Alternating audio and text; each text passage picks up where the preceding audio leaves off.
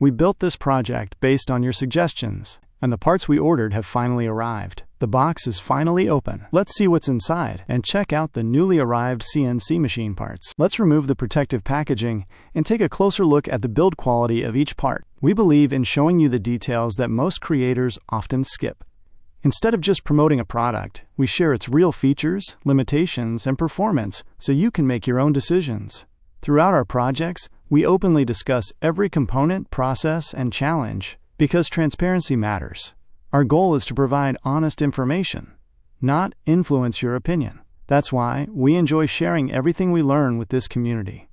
Do you agree with this approach? Let us know in the comments.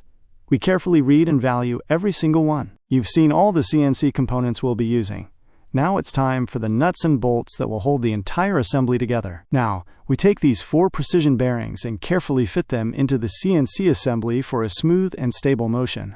One by one, we mount all 4 bearings into the CNC parts and secure them firmly in place. To eliminate any looseness, we tighten everything with nuts and fasteners, creating a strong and reliable assembly that helps the project perform smoothly and accurately. Just look at how perfectly everything fits together. Now it's time to assemble the outer frame. After aligning everything perfectly, we secure both sides with nuts and tighten them using a screwdriver, creating a strong and stable structure. Next, we install the roller rod with its pulley, slide it smoothly through the bearings, perfect fit inside the bearings, and secure both sides by tightening everything firmly with nuts and a screwdriver. Now, we take another roller rod and attach it securely pulley between 2 CNC machined parts. Once everything is aligned properly, the assembly is mounted onto the frame and firmly fastened using hand screws, ensuring a strong, precise, and stable setup. Next, we open another package containing the main drive unit for our project, 775 DC motor. As you can see, it has a solid and compact design. We then mount it onto the frame and securely fasten it using nuts and bolts for maximum stability. Finally, it's time to install the pulley. Once it's securely mounted, we add the sanding belt designed for our flat sandpaper machine. The sandpaper is carefully fitted over both rollers and aligned properly. As you can see, everything sits perfectly in place, and the machine is now ready for operation. Now, the drive belt is carefully installed across all the pulleys. With proper alignment and tension, it fits perfectly, ensuring smooth and efficient power transmission throughout the machine. Next, we install the motor speed controller circuit, which allows precise control of the machine's speed. It is securely fixed to the side frame using strong, double-sided tape.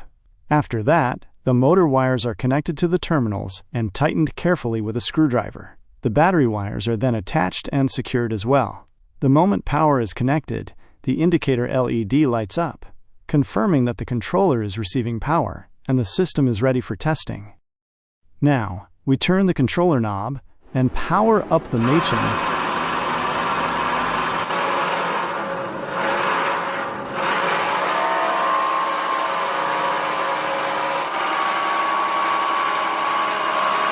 The speed controller is working flawlessly. Now, let's put the machine to the test by shaping a wooden piece and checking its performance.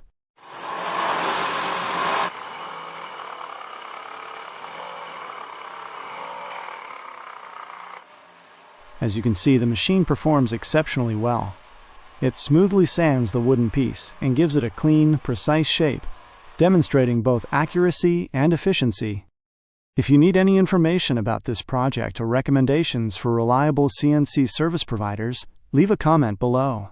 Don't forget to like, share, and subscribe. See you in the next project. Goodbye, engineers.